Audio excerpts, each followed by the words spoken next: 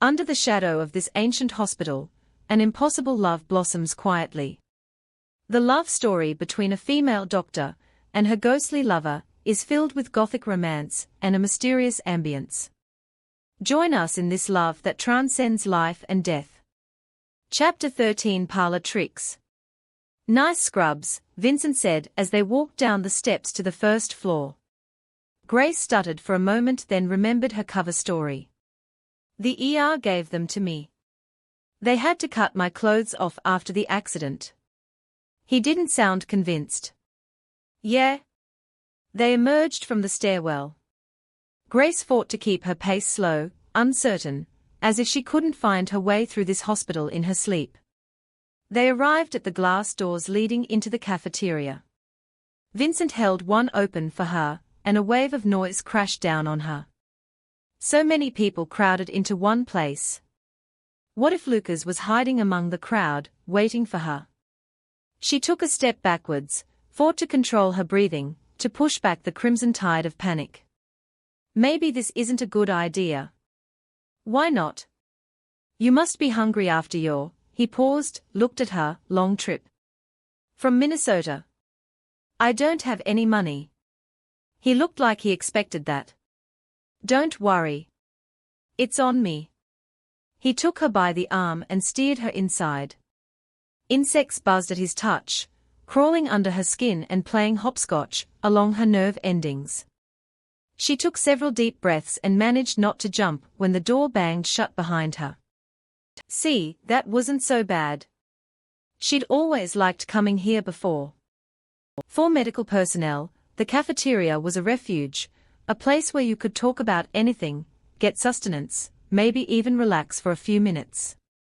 The smells of sausage and hash browns, pierogies with onions danced past her. Breakfast always was the best meal here. Her stomach growled in a most unladylike fashion, and she couldn't help but smile. When she looked up again, Vincent was staring at her with those dark eyes of his, and she wondered what he was thinking. There's a table by the window. You grab it, I'll bring the food, he said. Grace hustled through the crowd, snagging the table just ahead of a giggling gaggle of nursing students. A few minutes later Vincent returned with a tray piled high with food, which he divided between them. So that must have been some accident, he said when they both came up for air, the plates cleaned. He gestured with his fork to the staples in her scalp. Grace nodded and took a sip of coffee. And it looks like you've been in accidents before, he trailed off, giving her an opening. Grace ignored it. What could she tell him, anyway? Let's talk about Alex, she steered the conversation onto safer ground. He raised an eyebrow. All right. Do you seriously think you can just waltz into his life like this? Even if you are his mother, there's protocols to follow. I don't know, probably DNA testing, or a court hearing his award of the county. Grace shook her head and set her coffee cup down. He doesn't have time for any of that. He needs someone now. You think you've got what he needs? His voice rose and Grace flinched. Unless you're willing to give him your heart and lungs, then I sincerely doubt it. Alex is on the transplant list. How? He has no permanent home. Have you found someone to adopt him? What would you know about it? Besides, it took a lot of work and fast talking for me to get him on the list. Are you sure he even wants a transplant? Maybe after all he's been through, he just wants to die in peace. The fork that he'd been waving like a conductor's baton hit the tray with a clatter. Like hell. You don't know a damned thing about it. And even if he said that, he's just a kid, he can't decide. Just because he's a kid doesn't mean he can't have a say in what happens to him. He's not dumb. He's been through it all, seen it all. Why don't you ask him yourself? Now they were both yelling, turning heads all around them. Like I'm gonna take advice from you. All you want is a roof over your head until you decide to go back to hubby dearest. What are you talking about? He twisted her left hand so that the emerald engagement ring and gold wedding band gleamed in the harsh fluorescent lights. Your husband, isn't he waiting for you at home? Grace faltered. How did he know about Jimmy? Yes, I mean no, my husband died a few years ago. She jerked her hand away from him. All right, not your husband. Then your boyfriend. Don't lie to me, Marie. I know what kind of accident you really had. Before she could answer, his gaze left her to stare at a man entering the cafeteria. Grace froze. Hellman, he couldn't find her. He might find a way to force her to stay. And she couldn't stay here. Vincent had been right about one thing: Jimmy was waiting. She had to get back home. I have to go, there's a man I need to talk to, Vincent was saying. Grace nodded and turned her chair so that she faced the window, and her back was to Hellman and Vincent. She watched their reflection as they spoke for a moment. Vincent said he knew how she got the staples in her scalp. Did he really? Would he turn her into Hellman? She slid from her chair and, using a flock of medical students as cover, ducked past them and ran out of the cafeteria. Who was that woman you were talking to? Hellman asked. She looked familiar. Huh? Just a patient's mom. Vincent dismissed Marie D'Angelo as inconsequential. Couldn't risk Hellman thinking he couldn't manage Alex's case. Had allowed a con artist to worm her way past Vincent's guard. Sir, I wanted to ask about my staff appointment. Hellman held up a hand. This isn't a good time, Embark. Get yourself clear of those damned lawyers and then we'll talk. Congratulations on convincing Kat Jellicle to finish her download. We'll have enough data to go to surgery by Friday. Vincent stared at the chief. He had forgotten to talk to Kat, but he'd take the credit if it kept him in Hellman's good graces. How's your other patient? Grace Moran. To Vincent's dismay, Hellman's brows arched together in a furious frown. She's disappeared. Never made it to the ECU yesterday. Realizing that the chief was in a bad mood and this was a poor time to enlist his support, Vincent edged away. Hellman did an about-face, reached out and grabbed his arm. Maybe there is time in my schedule to help you, Hellman said, leaning forward so that their heads nearly touched and no one could overhear them. After you track down my missing patient. She's not at home. No one answers the phone and I don't have time to go down there myself. I'm sure you understand the delicacy of the situation. I can't risk this getting out.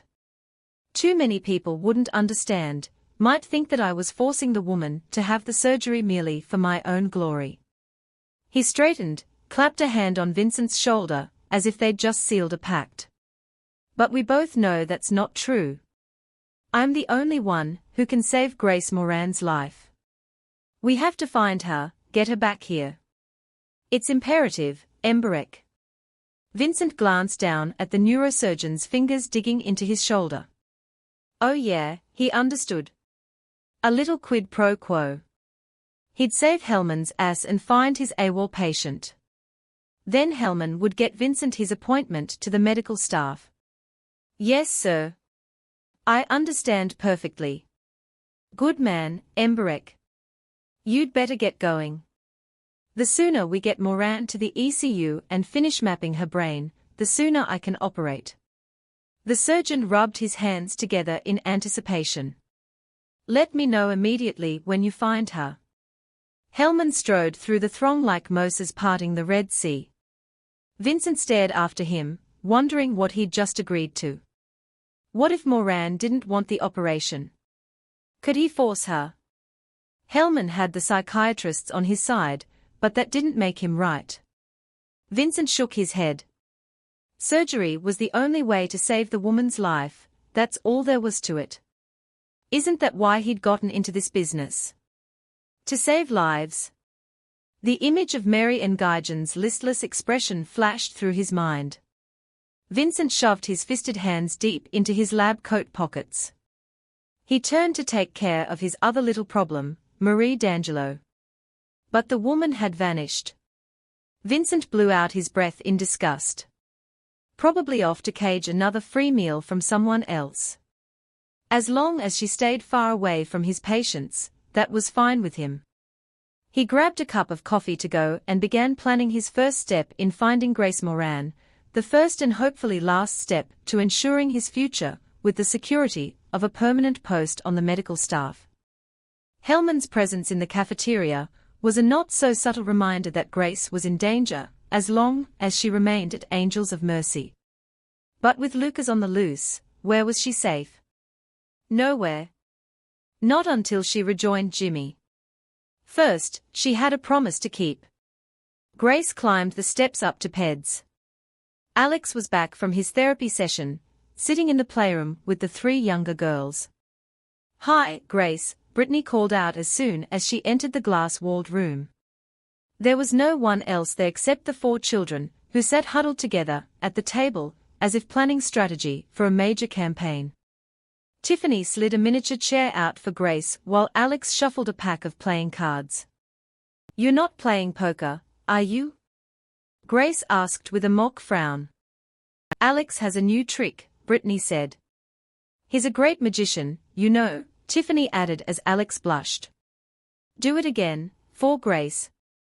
"He promised to show us the secret if we can't guess it for ourselves," Heather added in her breathless voice. A chill swept over the back of Grace's neck.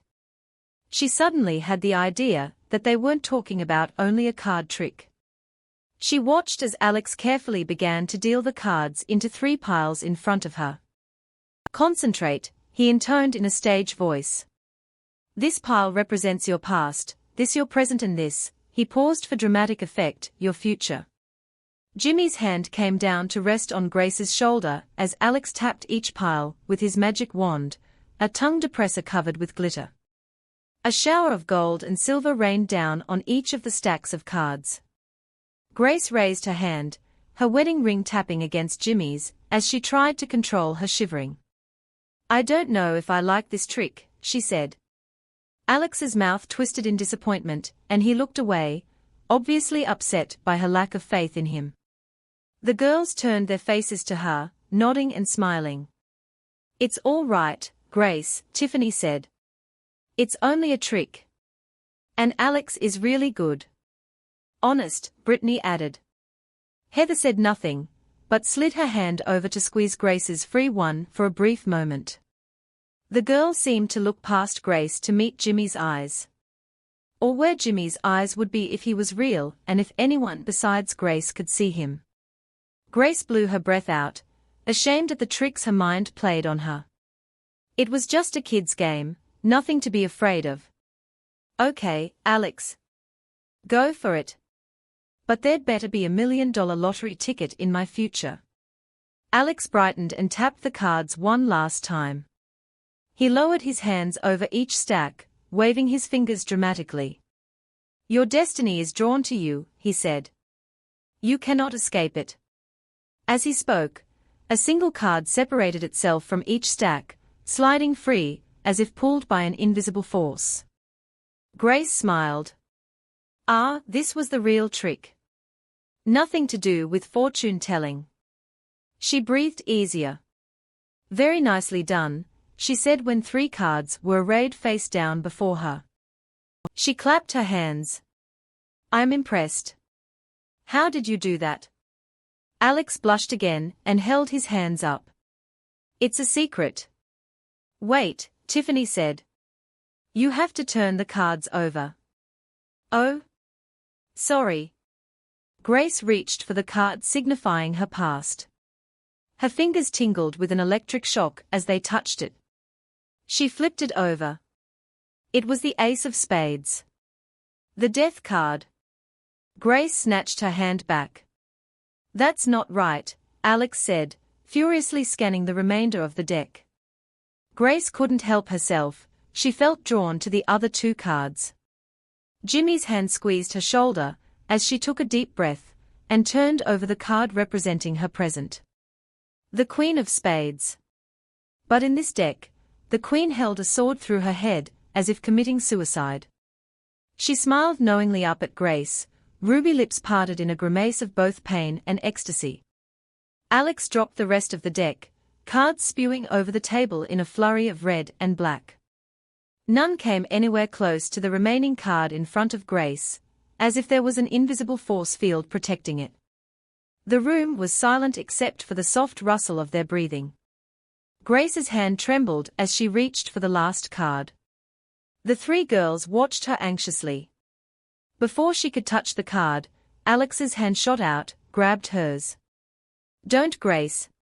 I did the trick wrong, it's not the way it should be." Grace raised her gaze from the hypnotic blood-red swirls on the back of the card and met Alex's eyes. He looked almost tearful, his fingers clenched her hand as if this was life and death, not a mere parlor trick gone awry. "She has to," Heather whispered, tugging Alex's hand away from Grace. "It's her destiny," Brittany said. "You can't stop it," Tiffany concluded. All eyes turned to Grace. "Go on, Grace. You need to know what's coming." Grace hesitated, her hand hovering inches above the card.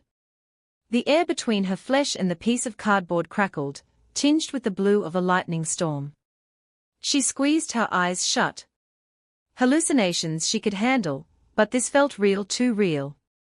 Jimmy encircled both his arms around her shoulders, hugging her tight, the scent of Old Spice bathing her in warmth and strength.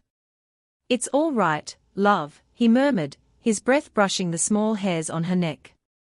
"I'm here." She opened her eyes, slid the card from the table, turned it over. "The Joker." "That's impossible," Alex's voice sounded thin, as if it had been torn from him. "I took all the Jokers out." They stared at the card resting between Grace's splayed fingers. The fool juggled as he furiously pedaled a bicycle over a tight rope leading from solid ground into clouds. He grinned at Grace, seemed oblivious to his impending doom. One hand caught a ball colored like a globe, clutched it to his heart. In the air above his head hung two more spheres, one a ball of fire, the other a ring of shimmering gold. "Girls, time for your meds," the chipper voice of a nurse broke the silence. Grace clenched the card tight against her chest as the girls pushed their chairs away and stood. Each of them patted her on the shoulder as they filed out, Heather stopping to run back and give her a big hug. For a moment Grace was sandwiched between Jimmy's warm embrace from behind and the vibrant youngsters from in front, with the card of her destiny caught between. Then the girls were gone and it was just her and Alex. And Jimmy, of course. Grace scooped up the scattered playing cards. "All except the Joker." "I'm sorry, Grace," Alex said, rocking back and forth in his chair, even more agitated than he was when he'd accompanied her to the ECU. "It wasn't supposed to work that way." "It worked fine for the girls, all hearts and happiness. I don't know what went wrong." He looked so upset that it about broke Grace's heart. She forced a smile and tousled her fingers through his hair. Jimmy blew her a kiss and vanished once more. "It's all right, Alex. Hey, I heard some good news. Dr. Embark said he was arranging for you to have a transplant." Alex scowled and slumped further down into his chair. "That's not good news," he muttered. "Not to me."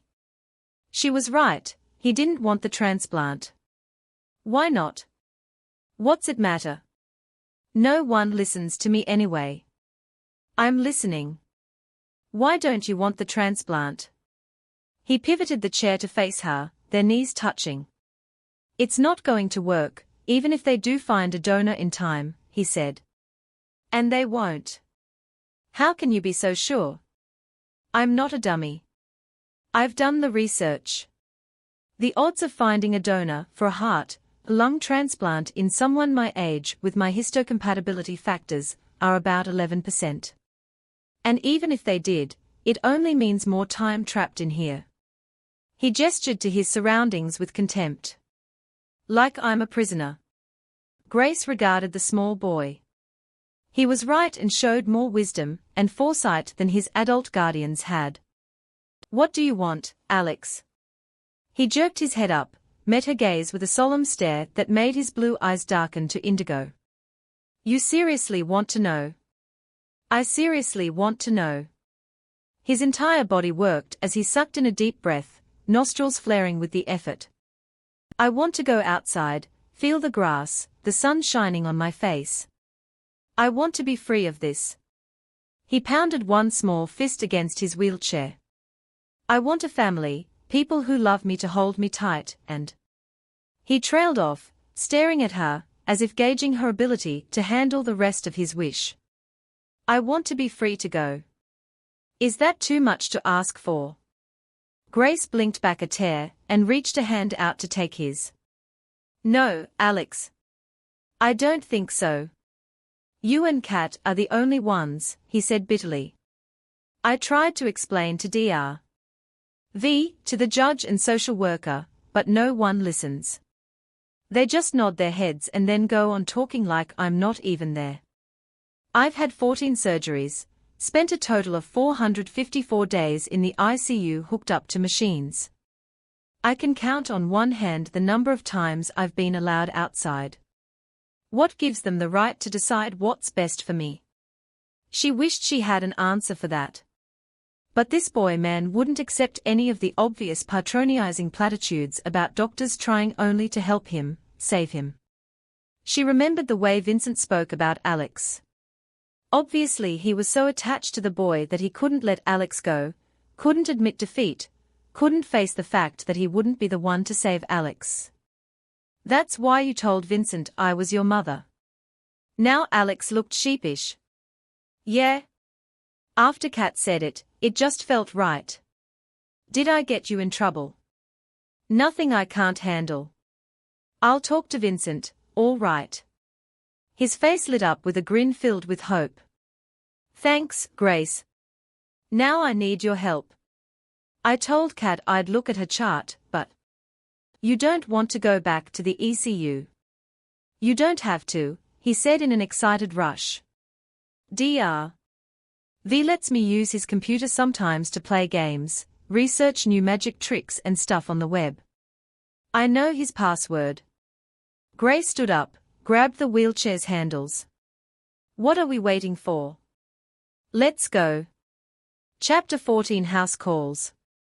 After finishing morning report and a talk on colic to the interns, Vincent was free to begin his quest for Hellman's missing patient. He printed out her demographic information including address and contact numbers. Still no answer at her house when he called. Vincent drove his Mustang over to Grace Moran's address in Squirrel Hill. The street she lived on was a series of yellow and brown brick duplexes shouldered together, as if they were the last defense against the rest of the world. Raggedy lawn chairs and ancient chrome kitchen chairs sat at the curb, holding parking spaces until their owners arrived to claim them, a unique Pittsburgh tradition that was more sacrosanct than any civil law. After moving here, Vincent had quickly learned to never violate the sacred spaces protected by chairs that in any other city would have been stolen or disposed of as garbage. He found a spot down the street from 209. Moran's house was perched on a hill, its front stoop a steep flight up from the sidewalk, the garage tucked in beneath the first floor. The outside was a dark yellow brick that had been popular 60 years ago, with blue shutters draped around large, mullioned windows. He leaned forward to peer up at the house through the windshield. It was an ordinary house, no hint that a crazy lady lived here. Morning kindergarten had just let out, and he watched as kids walked past 209 without a glance or hitch in their steps. It wasn't like that when he was a kid. Any rumor of instability, or even eccentric behavior, and the kids would immediately brand the house. Even after the suspected miscreants moved on, the half-truths kids overheard would take on mythic proportions and the house would be marked for graffiti, eggs, and toilet paper, minor mischief and mayhem. But these kids didn't seem to care. Did they not know? Or were city kids just less bored and curious than he and his friends had been? He left the Mustang and stepped out into slashing March rain that tried its best to push him down the hill, away from Moran's home. Vincent fought through it and after huffing his way up the hill and the steep steps to her front porch, found himself jabbing at her doorbell. A sonorous tone echoed inside, as if the empty house was in mourning for its absent owner. He peered through the glass at the top of the oak door. Moran's front room appeared orderly, would have even met his mother's approval. Photos were clustered on the fireplace mantel, too far away for him to make out the subjects. There was tasteful artwork on the other wall that was within view. A console table with a bowl for keys lined the foyer, and if he turned his head he could see the back of a sofa. The only thing out of place was a floral runner rug that stretched out along the foyer, and behind the sofa in subdued shades of red and green. He tapped the bell again. No movement inside the house. He knew it couldn't be that easy. He settled on the porch swing and pulled Moran's information from his pocket. What was an agoraphobic doing with a porch swing, anyway? He used his cell phone to call her emergency contact, an Ingrid Garman. Mrs. Garman. Who's this? I'm Dr. Embark from Angels of Mercy. There was the clatter of dishes in the background, as she sucked in her breath. My God, Grace, is she's all right, as far as I know. The woman's tone turned stony. What do you mean, as far as you know? You're her doctor, aren't ya? Now for the tricky part. Yes'm. But we've had a small problem. Ms. Moran seems to have left Angels of Mercy. I'm trying to find her. Did Yins try her house? I'm there now. There's no one answering. If you don't know where Ms. Moran is, I was hoping that you could maybe let me in. What, into her house? Yes'm. There was a long moment of silence on the other end. I don't know, the housekeeper said. Grace, she treasures her privacy, that's why she fired 3 women before she hired me. They'd go through her stuff, try to get her out of the house, interfere with her way of doing. I told her, I believe as long as you ain't hurting nobody, what you do in the privacy of your own home is your own business. And after that, me and her, we got along real good. She even gave me a TV last Christmas, a small one for the kitchen so's I can watch my stories while I work. How was Vincent supposed to compete with that? I promise I wouldn't disturb anything, he began. And you might be saving her life. What if she's had another seizure, and is lying alone somewhere? How's going through her stuff gonna help you find her if she's out on the street? Mrs. Garman asked shrewdly. And don't try telling me she's lying in the house needing help, I just came from there. Maybe if I could get some insight into her personality I'd know where to start looking. Well, she hesitated. I suppose it wouldn't hurt things. I've got to get these groceries over to my sister's place first, help her with the baby.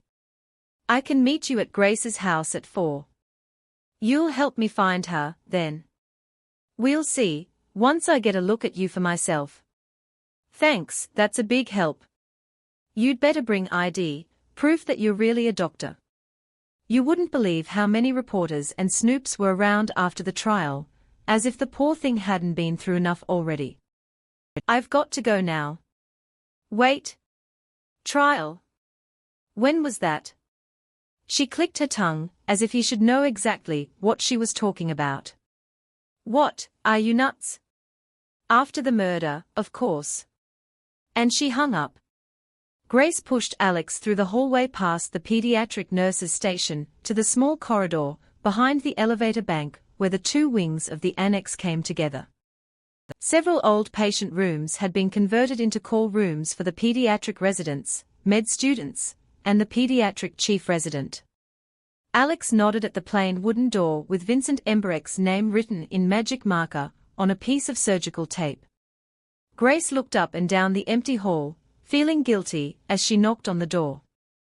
No answer. Alex opened the door. Being a former patient room, it had no lock. Didn't matter, there was never anything worth stealing in call rooms. She wheeled Alex inside and closed the door behind them.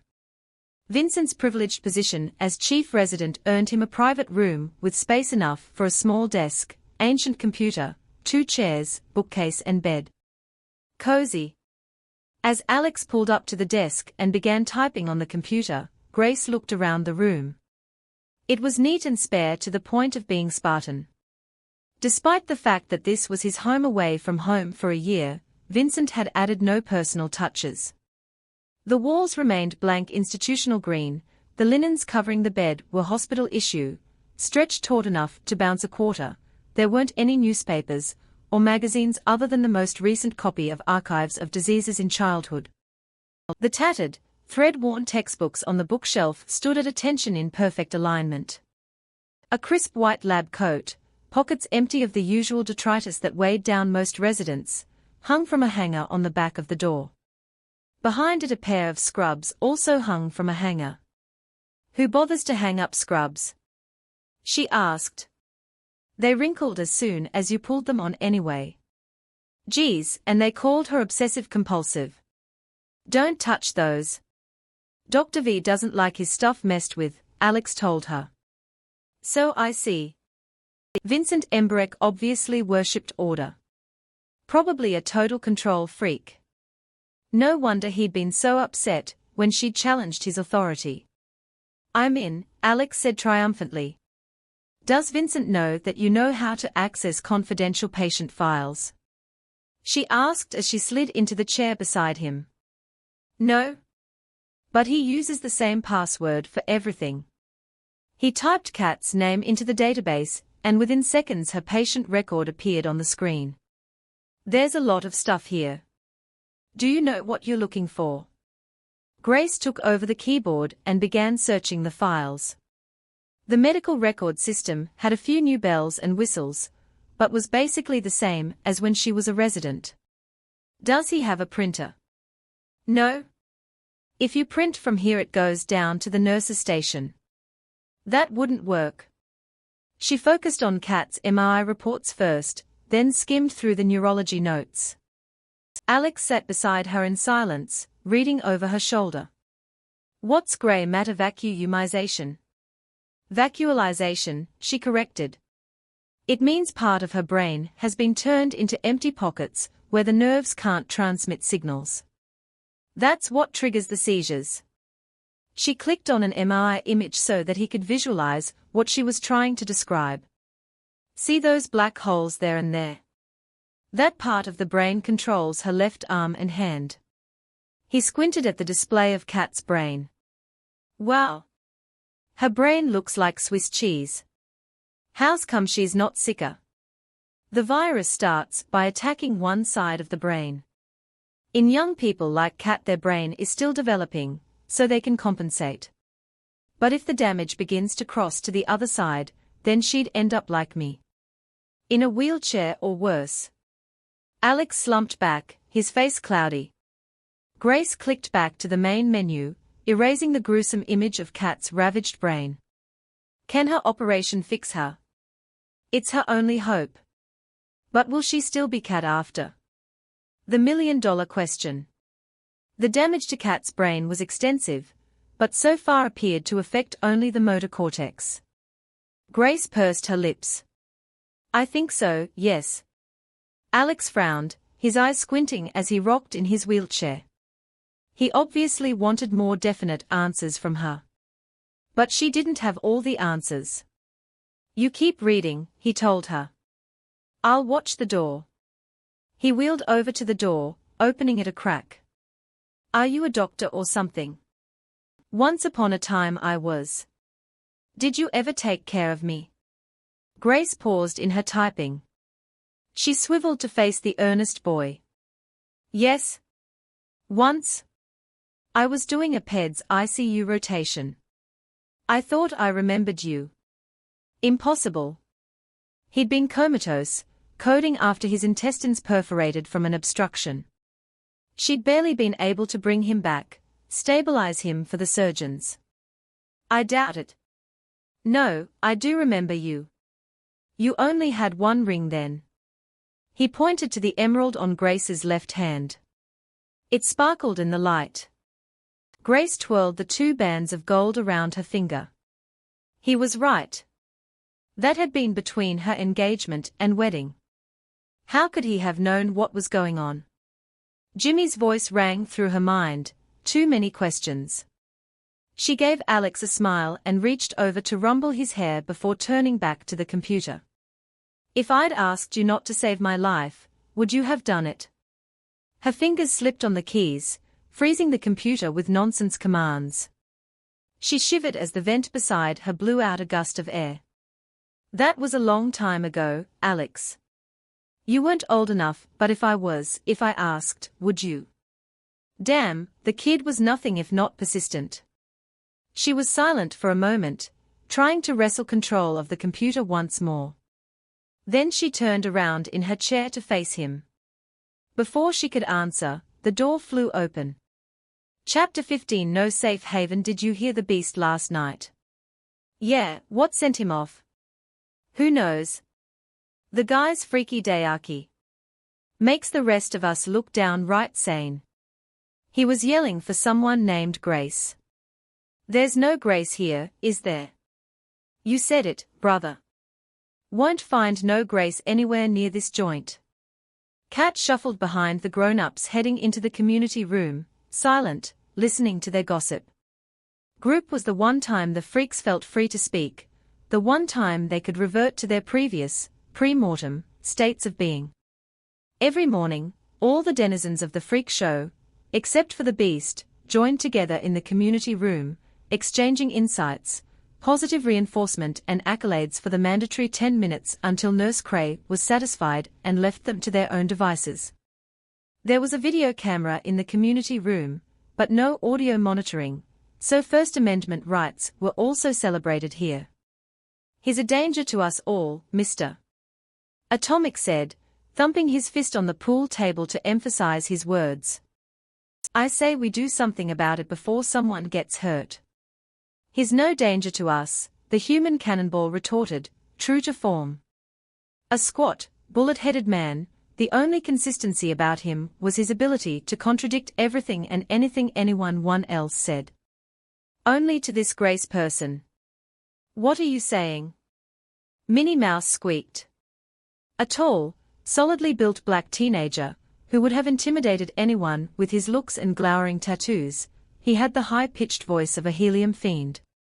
Or in his case, a middle-class kid not much older than Kat, who'd lost his voice to a showdown with crystal meth. You'll think we should find this Grace, give her to him or something. That attracted the women's attention.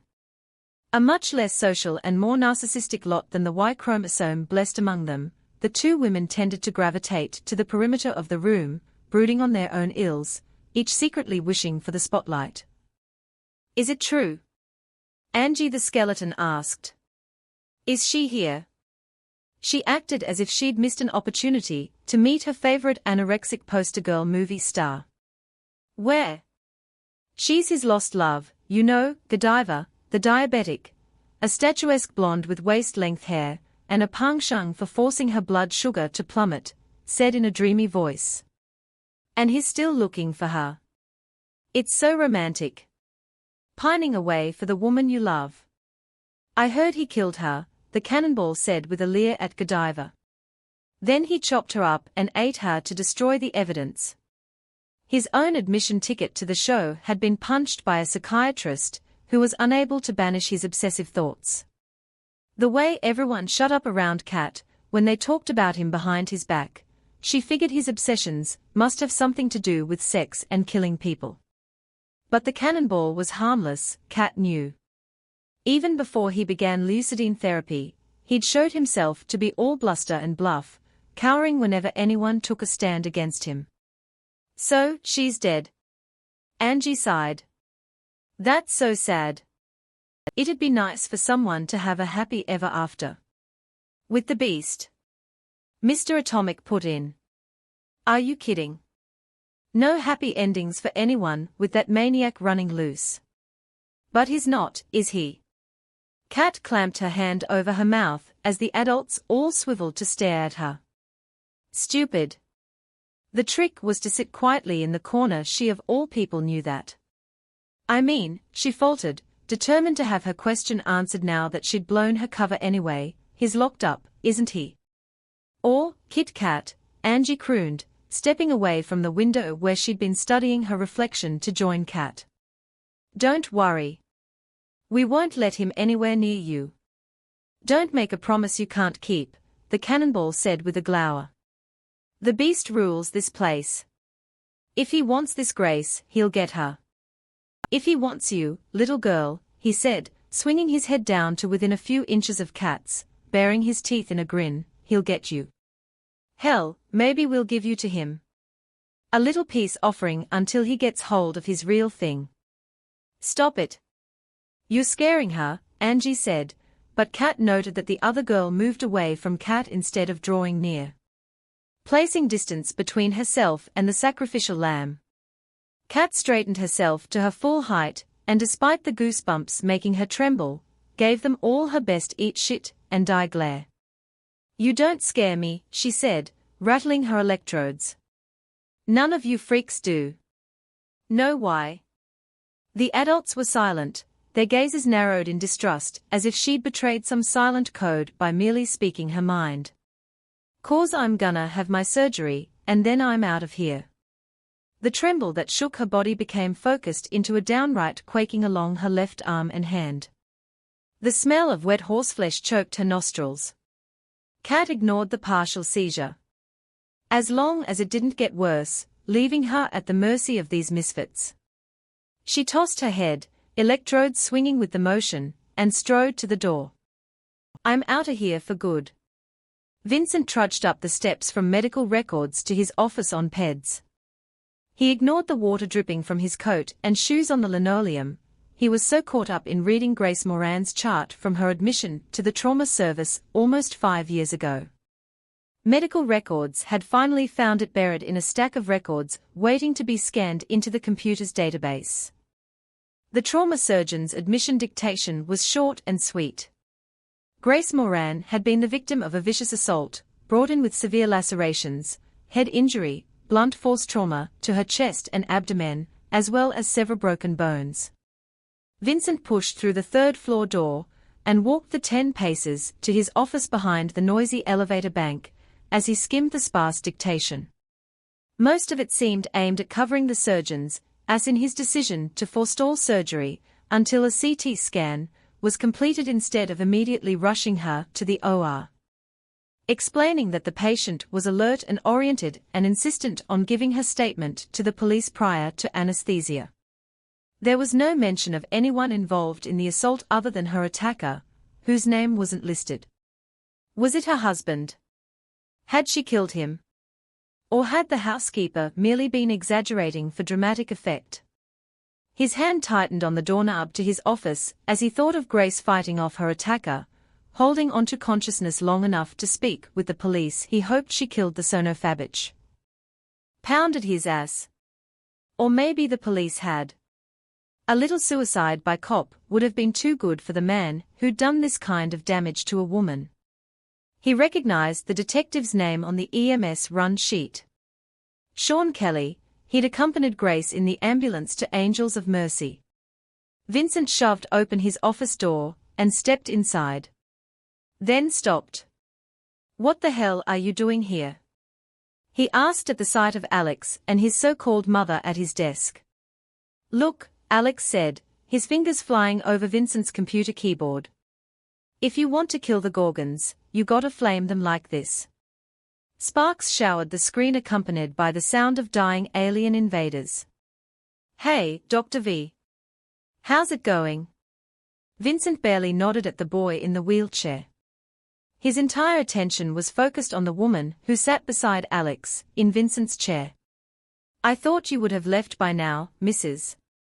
D'Angelo," he said in as civil a voice as he could muster. The nerve of the woman, barging in here, touching his things. "I haven't finished what I came here for," she said, her gaze as serene as only a con artist could fabricate. "I think maybe you have."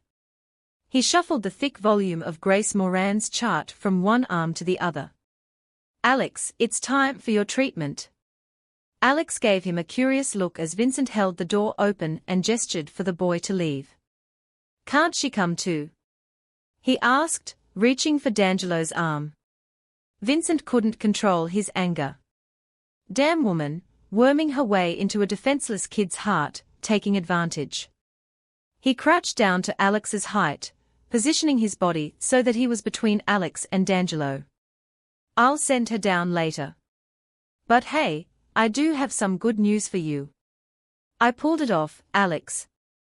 I've gotten you on the transplant list. Instead of the excitement Vincent had hoped to see on Alex's face, the boy looked up at him with a blank stare that disintegrated into an expression of dismay. Why, Dr. V? Alex asked in a small voice that was heart-wrenching. Why'd you do it? What really cut Vincent to the bone, more so than even Alex's lack of enthusiasm, was the way Alex snaked his hand free of Vincent's to reach past him to Marie D'Angelo. Alex, we talked about this. Vincent tried to ignore the silent tears seeping from Alex's eyes. It's your best hope. I worked really hard to make this happen. I promised you that I'd take care of you. To his chagrin, D'Angelo took control of the situation. She stepped around Vincent to bend over and embrace Alex. It's okay, sweetie. Go on back to your room. Vincent and I need to talk. Alex nodded. She released him. Alex pulled away and, never making eye contact with Vincent, rolled out the door. He blew his breath out between clenched teeth and stood. Pivoting, he slammed the door shut and wheeled on the woman who had poisoned Alex against him. What the hell do you want? He demanded. What gives you the right to interfere with my patient? We both know you're not his mother. You're just a blood-sucking leech working a gimmick. And it's Dr. Embark to you. She took his abuse, her expression never changing. Why not? He was sure her husband or boyfriend or man of the hour had done worse than yell at her. Worse than her lack of reaction was the insolent stare she aimed in his direction. He threw the thick chart to his desktop, where it landed with a heavy thud like a fist striking flesh. She didn't even flinch. Which only made him more furious. He doesn't want a transplant, she said in that siren-soft voice of hers. He wants a DNR order. He wants to die in peace. He's a kid. He can't make that decision. Why not? It's his life. He has no idea what life is. The possibilities, the future that lies ahead of him. I'm not letting him sacrifice all that because some crazy woman has twisted his mind. I'm his doctor, I know what's best for him. Do you? Do you really? Now there was some heat in her voice. Vincent was surprised to find himself taking a half step back. Or do you just know what's best for you? You can't stand the thought of him dying because it means you failed. I think it's time for you to leave now. Do I need to call security? He yanked the door open. She shot him a glare, but took the hint and strode through the door. Then she paused on the threshold. The ethics committee meets tomorrow morning, doesn't it? Vincent went rigid. How the hell did she know that? Then he remembered the meetings were posted on a sign outside the cafeteria. Don't even think about it. If I ever see you near one of my patients again, I'll have you arrested for trespassing. Thrown out on your ass. To his amazement, she actually had the audacity to throw her head back and laugh. Her laughter bubbled through her. Under other circumstances it would have been like music in the small, stark room. Throw me out? I'd like to see you try, Vincent. Believe me, I would leave this place if I could. With that cryptic statement, she strode down the hall. Vincent gave the door a good shove, slamming it shut behind her.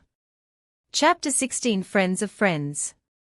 Sean Kelly was a 6'4" ex-linebacker, with a nose that had been broken more times than he could count. His most remarkable possession was a pair of vivid hazel green eyes, inherited from his father. Otherwise, he looked like any other lumbering black man comfortable with his size and body who happened to be a cop. Not just any kind of cop. Sean was one of a rare breed. He investigated crimes against children. The stuff of nightmares. He'd come to the juvenile unit from major crimes, a step backwards, career-wise. But the hours were better, the pay and benefits the same, and most days he got to go home in time to coach his daughter's soccer team. Chawn twisted his gold rose bowl ring around his right ring finger, as he reread his notes on the Silvestri case. He hated going to court. Not because he didn't know his stuff cold, but because the lawyers would find ways to twist his words with their double negatives, and could it be possible traps. And then the ADA would screw up on redirect, and not ask the questions Chawn needed asked in order to straighten everything back out. It was all a game to them, he thought, his fingers brushing over the etched lion's head on the side of the ring. There should have been a national championship ring to go with it, but thanks to Nebraska, Penn State's undefeated season hadn't been good enough. Joe Pa had polished what Chawn's father had begun. Unfortunately, every man had to make his own way, and his own mistakes before realizing how right those old guys were.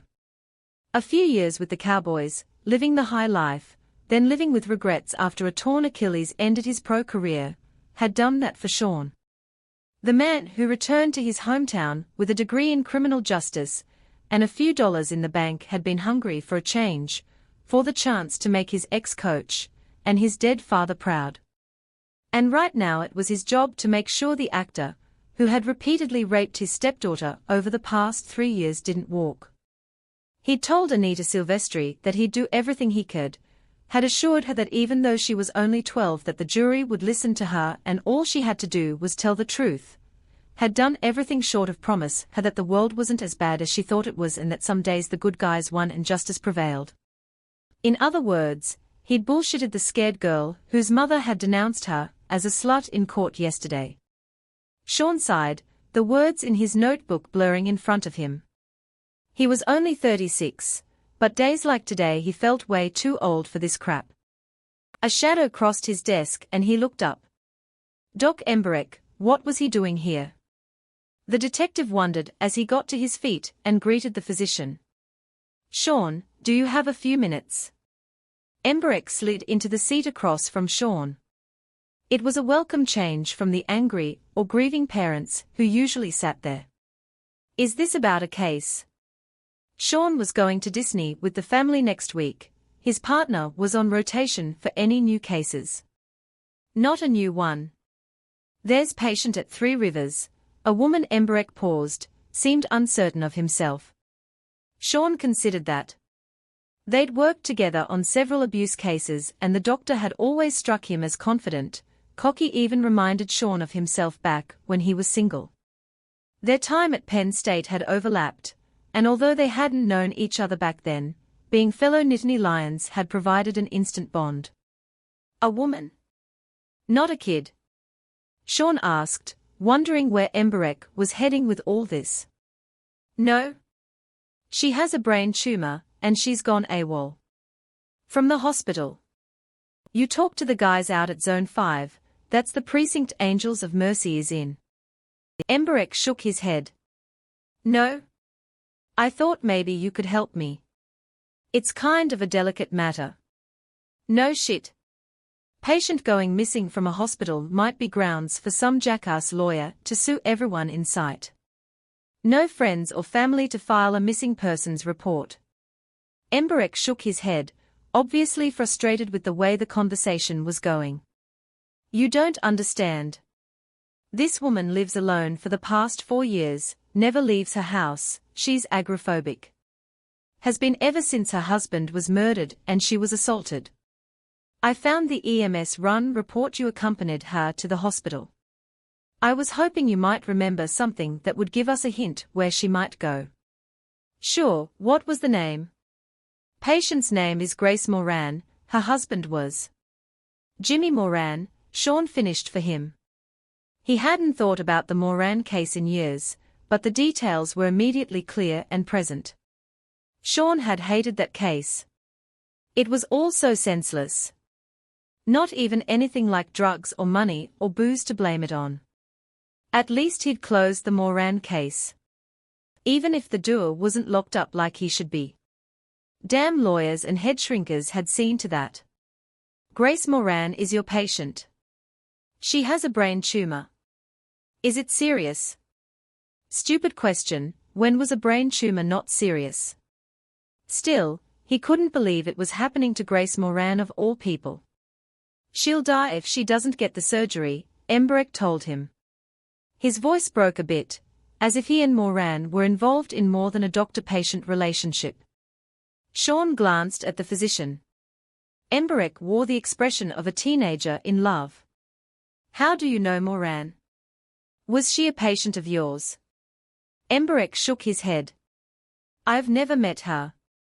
He explained about the neurosurgery presentation, about his interview with Moran's housekeeper, Ingrid, how he'd tracked down Moran's only other admission at Angels of Mercy. So you don't know anything about how Jimmy Moran died? It happened before I moved here. The housekeeper said he was murdered. Did she kill him? Is that why she became a prisoner in her own house? Grace, Embark had said. Christ, the kid had it bad. Talk about crazy. Embark had never even met the woman. Still, he cared enough to try to help her. Sounded like Moran could use all the help she could get. Sean cleared his throat, remembering the night of the murder, his first interview with Moran. His gaze caught on his bulletin board. Photos of smiling children were plastered over it, laid on top of each other, most without a happy ending, either missing or dead. Sean got to his feet and grabbed his jacket. He needed some fresh air before court, and he didn't want to talk about the Moran case here. Not in front of the children. The clatter of a woman's heels on linoleum intruded into Luca's awareness. He blinked, the ceiling tiles above him returning to focus. Grace? Had she come back to free him? He'd been dreaming of their first meeting. The way her fingers, so small, yet so strong, gently palpated the bones of his hand, then eased his pain by crafting a splint that fit perfectly, protecting his bruised and injured hand in layers of fiberglass and warm, soft felt. Those blue eyes of hers, the curl of her lips as she smiled and listened to his lies about breaking his hand while working on his black belt in karate, trying to smash concrete blocks. And her smell. That enticing combination of pure feminine mystery, mixed with the vanilla of her shampoo, and the cinnamon of the donut she'd recently eaten. Sheer ambrosia. You will release my son, immediately. Came the shrill tones of a woman's voice from outside his door. He closed his eyes once more. Not Grace. His mother. 14 years she'd ignored him. Who knew gaining her attention was as simple as drowning his father? Not that Renee Redding or anyone else living knew that Lucas had been with his father in the pool that sultry July day. They all thought Earl had drunk too much, flipped his floating lounge chair and drowned on his own. No one had been upset enough to challenge the obvious verdict of accidental death. Especially not Lucas. After his father died, his mother moved her base of operations home, stayed with him most of the time, even sometimes came to him at night, when he cried out with the night terrors that had plagued him all his life. Curled up beside her, her arms wrapped around him, he'd inhale her scent of Chanel No. 5 and Plumeria moisturizer, and he would drift off to sleep. Like a baby. I said, remove those restraints. Now? Mrs. Redding. Another woman's voice. Dr. Eve, the one person who actually listened to Lucas and cared about what he said, what he felt. Your son tried to attack me last night with no provocation. I can't. You can and you will. I will not have you treating my son this way. Lucas inhaled. The odors of Cuban cigars, men's aftershave, single malt scotch, and sex all mixed with his mother's scent. She'd been with the senator, the chairman of the Finance Reform Committee. Since she'd temporarily lost Lucas's computer analytic services 4 years ago, she'd returned to more traditional forms of coercion and information seeking, but with nowhere near the success rate he had given her. Must have hopped the first shuttle from D.C. when she heard, not even bothered to stop at her Georgetown apartment to change. After all, a mother's love for her son's welfare took priority over politics. Especially when that son had discovered the weakness in the senator's campaign strategy, and had the secret locked away in his brain. A brain that was rather blurry right now. Have you found this Moran woman yet? His mother continued. Eve's sharp intake of breath whistled through the air. Lucas held still, his eyes closed, his breathing regular, as if he were in a deep sleep. Not here. He doesn't know. Just untie him and we'll talk. Soft hands, the scent of jasmine, the rustle of silk approached. The click of a key, the ratcheting of the leather restraints being undone, the sheepskin beneath them carefully peeled away from his wrists and ankles. Eve had given in to his mother's demands, freed him. But he smelled her fear, felt the slight tremor in her exquisitely manicured fingers. Why was she so frightened of him? There had to be a reason, but his foggy brain wouldn't focus. Then he remembered. He sat bolt upright, his vision blurring with black spots, his head spinning. Eve jumped back, the color draining from her face. Where is she? He demanded, swinging his legs over the side of the bed. Where's Grace? Why are you hiding her from me? His mother put her hands on her hips, marring the lines of her Donna Karen Power crimson wool suit. Her lips tightened into thin lines of disappointment. Lucas swallowed hard, his mouth felt like cotton after the drugs, and looked at the floor. Why? He repeated in a softer voice. I'm not hiding her from you, Lucas, Eve said. Of course not, honey, Renee chimed in, her voice bright and chipper. A middle-aged Holly Golightly, who just happened to wield the power to decide the next presidential election, that was his mother. No one would do that to you. She's here or she was. He looked up at his mother, pleading for her understanding. Might as well pray for a miracle. Last night. She was here. A kaleidoscope of contradictory images collided in his brain. Grace, her face ravaged, covered in blood, the drunk driver, his eyes wide with fear as Lucas choked the life from him, Lucas's own screams of rage, as he raised his hand holding a chair leg. No, no, he cradled Grace's body against his. Held her as she died, hadn't he? I know she was, he said. Renee's lips blanched and frown lines appeared across her brow. I'm not crazy. The last came out sounding like a question, and he knew that he sounded anything but sane. How could Grace have been here, in the ECU of all places? Especially when she'd been dead and buried for 4 long years. Eve slanted her eyes at Renee and cleared her throat. She sat beside him on the bed and placed her hand on his arm. I'm sorry, Lucas, she said in a soothing tone. It's my fault. I pushed you too hard last night. But we were so close to a breakthrough, to a cure. His head felt heavier than a lead balloon when he swiveled it to look her in the eye. Her pulse had jumped a bit, and the odor of fear still swirled around her. Was she lying to him? Why? A cure. We are very close. You see, son. That's why you need to stay here, do whatever Dr. Warden tells you to, his mother added. If you do, then when the doctors re-examine you in 2 weeks, they'll see that you're a different man, a changed man. And I can come home. Live with you. Just like before. Her pupils widened despite the glossy smile that parted her lips. Of course, son. Just like before. She lied. Whatever was going on, his mother was in on it as well. Lucas was all alone. But he'd get to the bottom of this. Whatever they were hiding from him, wherever they had hidden Grace, he would find her. She couldn't hide. Not from him. Her one true love. The Bloody Queen Knocknaria, era 1651, BC. Maeve plunged her hands into the icy water of the stream. Crimson ribbons colored the pool below. Her fingers grew numb with the cold, but still the blood coated her skin. Some of it was hers, trickling from minor nicks and slices that came with any swordplay. Most of it was Lothar's. Her brother. She sank down to her knees, her reflection wavering in the crystalline pool. Lothar's blood streaked her face, her chest, she was covered in it. What had she done?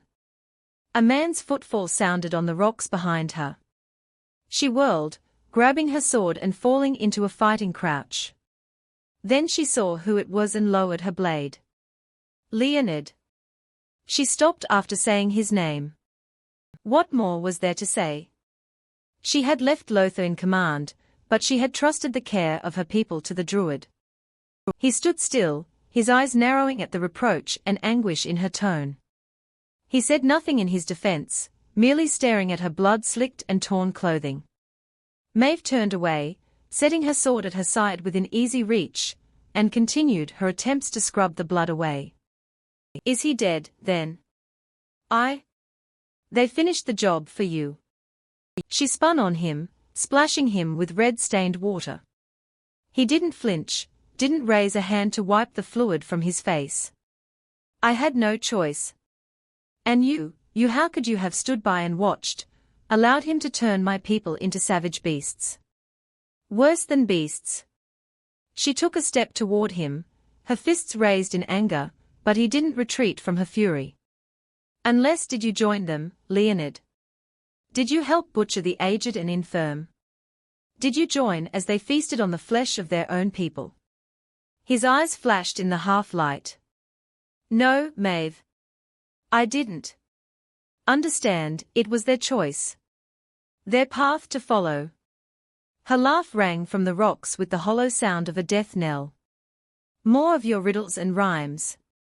Was it then my path to follow, returning home, with the promise of saving my people, only to be forced to raise arms against my own brother?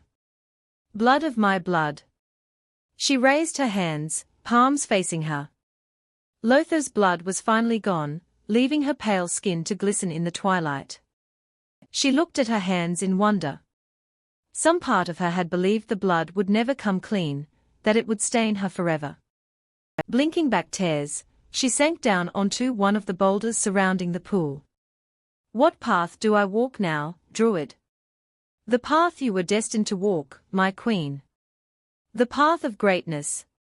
Leonid knelt on one knee before her, one hand reaching out to stroke her sword. These weapons you brought from the Chaos will make you the most powerful force in the world. With an army carrying swords and shields made of this wondrous material, you could conquer everything in sight and beyond. That blade you speak of just killed my brother. Not you, my queen. You wounded him in fair combat. It was his own men who killed him. Butchered him like a pack of wild beasts. I will not give men like that the power of these weapons. Think, Maeve. Beasts can be tamed. To build an army you need men capable of doing anything. Like murder and feed upon their own people. I think not. Leonid stood, his shadow casting her in darkness. Maeve, you returned with these gifts to save your people. Now you have the chance to save the world. Not just from this endless night, but also from the constant wars and killings. All you have to do is choose. Embrace the power offered to you. I promise you, it will change the world. Forever. She shook her head, too weary to raise it and meet his gaze. All those months with the Chaos, all she wanted was to return home, to see the jubilant faces of her people when she revealed their salvation. Now here she was, back with her people only to have the two Chaosians, who had accompanied her butchered and her brother's blood on her hands. She reached for her sword, forged by the Chaosians of their magic metal, and shoved the point into the dirt, using it as a crutch to regain her feet. She leaned on it, her strength sapped. No, she said. The single word was swallowed by the darkness. She inhaled deeply, ignoring her pain, and straightened, meeting Leonid's stare. No. No more killing. Gather the women and children who are left. The rest will remain here, their fate is no longer any concern of mine.